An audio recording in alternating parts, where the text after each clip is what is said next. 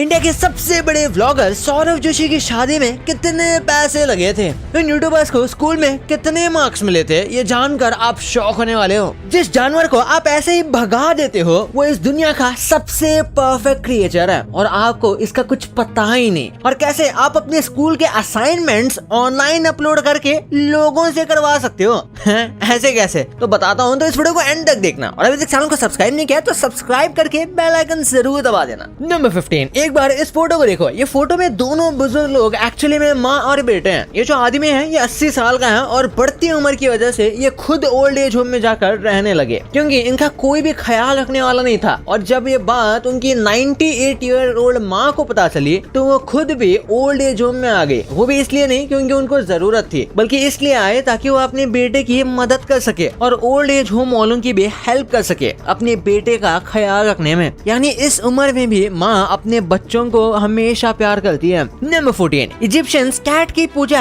ऐसे ही नहीं करते थे। रिसर्चर्स मानते हैं कि कैट बायोलॉजिकली सबसे परफेक्ट क्रिएचर हो सकता है। मतलब परफेक्ट काफी सब्जेक्टिव चीज है। अगर आप थ्रू आउट हिस्ट्री देखें तो कैट की जो बॉडी स्पेसिफिकेशन है वो बहुत अच्छी है और पिछले मिलियंस ऑफ इयर्स में भी इनका एवोल्यूशन काफी कांस्टेंट रहा है। यानी ज्यादा चेंज नहीं आया बल्कि हर एक चीज और भी ज्यादा फाइन ट्यून होती गई है। यानी कि बेटर आई साइट और अच्छी हियरिंग स्ट्रेंथ, एजिलिटी, सब कुछ किसी परफेक्ट क्रिएचर की तरह। नंबर 13, दुनिया में कई तरीके की फोबिया होता है और कुछ तो ऐसे होते हैं जिन्हें देखकर लगता है कि भाई ये क्या चल रहा है। जैसे कि ये खाली ग्लास जो देख रहे हो ना आप, हाँ भाई ये देख कर भी लोग डर जाएंगे। इसे सिनेस्ट्रेलिका फोबिया कहते हैं और ये एम्प्टी बियर ग्लास का डर है। मतलब ऐसा नहीं कि किसी भी खाली ग्लास को देखकर आदमी डर जाएगा। अगर उसने ग्लास में बियर डाली है और धीरे धीरे वो बियर खत्म हो रही है तो उसे डर लगने लगेगा और पूरा ग्लास खाली देखकर उसे एंग्जाइटी अटैक भी आ सकता है। हाँ, ये इतना ज्यादा सीरियस है। ऐसा ज्यादातर अल्कोहल एडिक्ट के साथ ही होता है। नंबर 12, क्लाइमेट चेंज एक बहुत बड़ी प्रॉब्लम तो है, लेकिन फिर भी देखा जाए तो अभी का मौसम ठीक ही है क्योंकि करीब 232 मिलियन साल पहले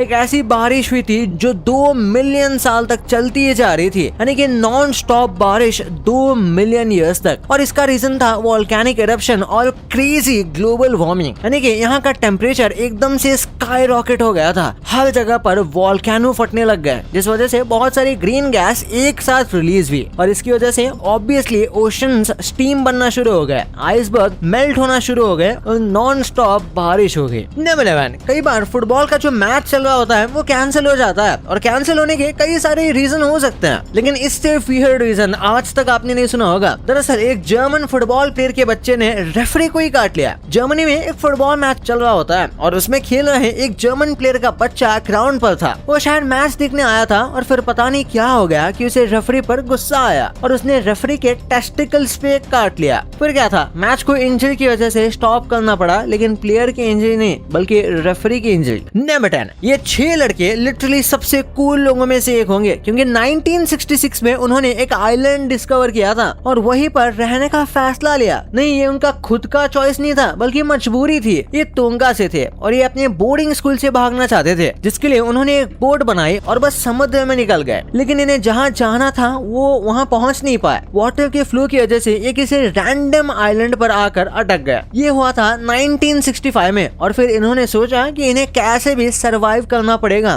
तो इन 6 लोगों ने मिलकर प्लान्स बनाए और इसे एग्जीक्यूट किया, जैसे कि शेल्टर कैसे बनाना है, खाना कहाँ से ढूंढना है और किस तरीके से दूसरे की सेफ्टी करना है। और बस यही नहीं बल्कि इन्होंने म्यूजिकल इंस्ट्रूमेंट भी बनाए थे खुद के एंटरटेनमेंट के लिए। ये लोग यहाँ पर 15 मंथ तक सरवाइव नहीं बल्कि एंजॉय कर रहे थे, लेकिन फिर इन्हें रेस्क्यू कर लिया गया। नंबर 9, इस यूट्यूबर ने काफी इंटरेस्टिंग एक्सपेरिमेंट किया था। इसके कुछ 9 लाख फॉलोअर्स होंगे और इसका एक कॉलेज होमवर्क या प्रोजेक्ट था जो इसको करना था। तो इसने गूगल शीट पर अपने सारे फॉलोअर्स को इनवाइट कर दिया कि सब मिलकर इस प्रोजेक्ट को करो। और शुरुआत में तो ये थोड़ा अच्छा चल रहा था, लेकिन थोड़ी ही देर में ये पूरा गड़बड़ हो गया। लोग इसमें रैंडम मीम्स डालने लग गए, कुछ भी लिखने लग गए, यानी कि पूरा कचरा ही कर दिया। कुछ लोग तो ड्राइंग भी करने लग गए। यही बताता है कि इंटरनेट पे भाई थोड़ा भी मौका मिले तो हर चीज को ट्रोल करने लग जाएंगे। नंबर 8, एक बार इस बच्चे की फोटो को देखो। आप में से कुछ लोगों को ये नॉर्मल बच्चा लग रहा होगा, लेकिन ऐसा नहीं है। ये रिकॉर्ड ब्रेकिंग बच्चा है क्योंकि जब ये जन्मा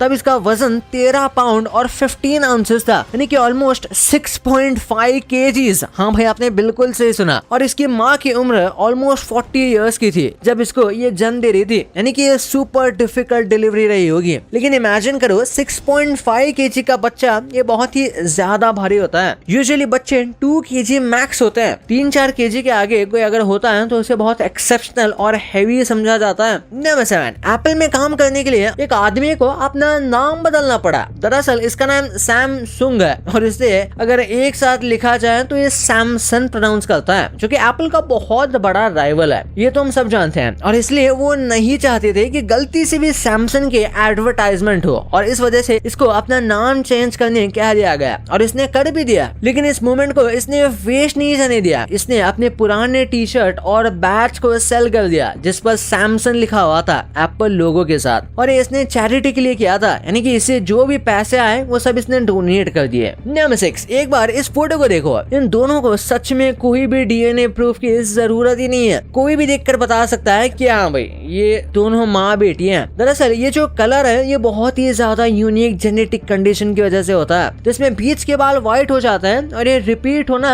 वैसे तो काफी रेयर है, लेकिन जब इस औरत की बच्ची हुई तो उसके पास भी सेम जेनेटिक कलर था। नंबर 5, यार एक क्लाइंबर ने जापान के सबसे आइकॉनिक पहाड़ माउंट फूजी पर चढ़ के सोचा कि भाई डोमिनोज की डिलीवरी को टेस्ट किया जाए और टॉप पर खड़े होकर पिज्जा ऑर्डर कर दिया। अब उसे लगा कि इतने ऊपर कौन नहीं एक्सेप्ट करेगा, लेकिन ऐसा नहीं था। एक आदमी ने सच में एक्सेप्ट कर लिया और पिज्जा बॉक्स लेकर वो ट्रैक पर चढ़ गया। इस ट्रैक को कंप्लीट करने में ऑलमोस्ट 6 घंटे लगते हैं, लेकिन ऑब्वियसली इस डिलीवरी वाले ने पूरा ट्रैक कंप्लीट किया, जिसके लिए बहुत ज्यादा पैसे भी लिए गए क्योंकि ये कोई नॉर्मल डिलीवरी नहीं थी। इसने $962 लिए, जो कि सुपर हाई प्राइस है डिलीवरी के लिए। लेकिन डिलीवरी मैन ने ये पूरा ट्रैक इजीली किया और इसके कई सारे वीडियो सोशल मीडिया पर आपको देखने को मिलेंगे। नंबर 4, कभी कभी लगता है कि हमारा दिमाग खुद का ही दुश्मन है, क्योंकि एक स्टडीज ने ये शो किया कि हमें कोई भी इंसल्ट करता है तो वो हमें 20 साल तक याद रहती है। यानी जब हम उस आदमी को देखेंगे तो वो हमें वही चीज याद आएगी। यहाँ तक कि कभी कभार हम सेल्फ डाउट भी करते हैं, तब भी वो इंसल्ट हमें वापस से रीसर्फेस होगी। यानी दिमाग इतने लंबे टाइम तक ये रिकॉल करता है। लेकिन अगर किसी ने हमें कॉम्प्लीमेंट दिया है तो वो ज्यादा से ज्यादा 30 दिन तक याद रहता है। वैसे स्टडी का कोई 100% प्रूफ बैकिंग तो नहीं है, पर आप भी शायद बिलीव ही करोगे कि ऐसे ही हमारा दिमाग काम करता है। नंबर 3,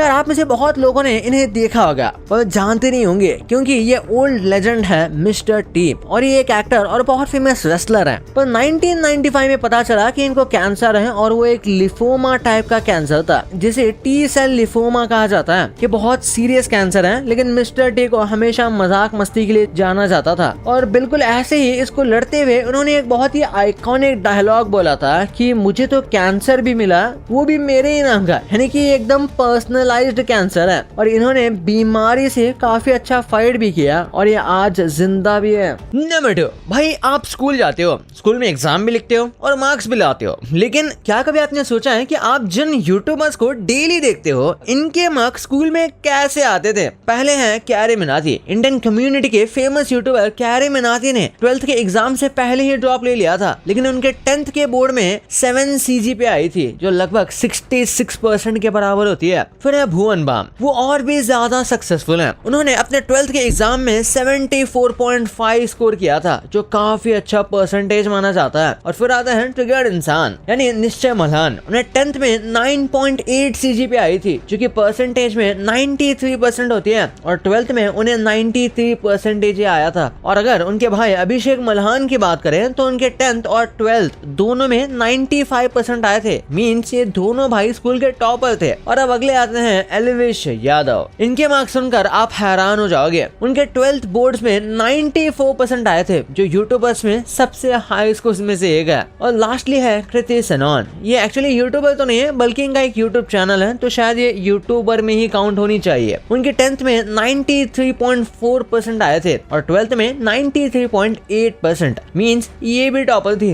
नंबर 1, क्या आपको पता है कि इंडिया के सबसे बड़े ब्लॉगर सौरभ जोशी की शादी में कितने पैसे लगे थे? चलिए आज हम इसे कैलकुलेट करते हैं। शादी का सबसे बड़ा खर्चा वेन्यू का होता है। सौरभ ने अपनी शादी ऋषिकेश के तपोवन एरिया के एक प्राइवेट रिजॉर्ट में की थी, वो भी बहुत लिमिटेड गेस्ट के साथ। और उस रिजॉर्ट का नाम अभी रिवील नहीं हुआ, तो एग्जैक्ट वेन्यू की कॉस्ट निकालना तो पॉसिबल ही नहीं है। और तपोवन में नॉर्मल वेडिंग की एवरेज कॉस्ट 10 लाख से 50 लाख होती है। तो अगर हम इसके बीच के नंबर लें तो वो सही होगा, क्योंकि सौरभ ने अपनी वेडिंग बहुत कम गेस्ट के साथ और नॉर्मल तरीके से करी है। है। और उसके बाद बात करते हैं वेडिंग आउटफिट्स की। सौरभ ने अपनी शादी में एक स्पेशल शेरवानी पहनी थी जिसमें डायमंड से S और A लिखा हुआ था। ऐसी कस्टम शेरवानी का प्राइस लगभग अराउंड 3 to 4 लाख होता है। और बाकी फैमिली मेंबर्स लाइक उसके पापा, चाचा और उसके भाई पीयूष, साहिल, कुनाली और उसकी मम्मी, चाची के सारे आउटफिट्स ये मिलाकर total cost approx 7 to 8 lakh तक चला जाता है। एंड देन उनके नए घर के डेकोरेशन और वेडिंग शूट का खर्चा अप्रोक्स 5 लाख आप मान सकते हो।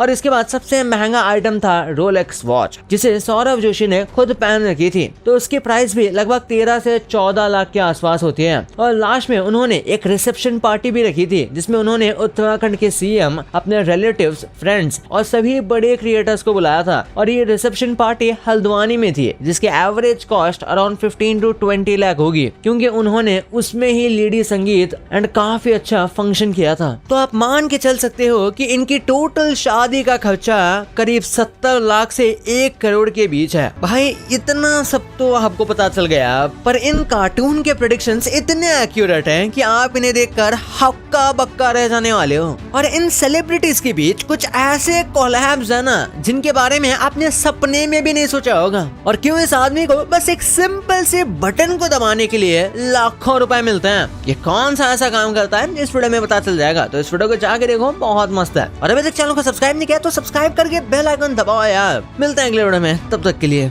बाय।